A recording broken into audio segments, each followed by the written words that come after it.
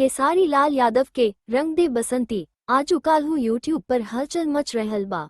दर्शक अभी ये फिल्म के पागल हो गई रहले जब अभिनेता अपना नयकी फिल्म अपराध के घोषणा कईले। अवरी फिल्म के रिलीज डेट के भी खुलासा कईले।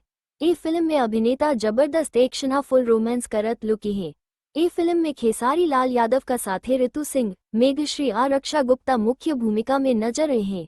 दुर्गा पूजा के मौका पर हलचल मचावे खातिर आ रहल बा ई फिल्म।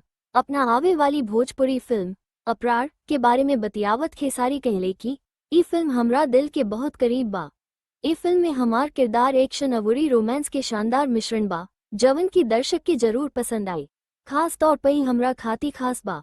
दुर्गा पूजा के मौका पर रिलीज करी, काहे कि यही फिल्म में परिवार आ समाज के कई गो महत्वपूर्ण मुद्दा पर भी प्रकाश डाल गयल बा। आशा बा की दर्शकन के ही पसंद आई विला जाई। गांव के असली अंदाज आ भावना के देखावे के कोशिश कईल गयल बा। दर्शकन के बड़का पर्दा पर जरूर मजा आई।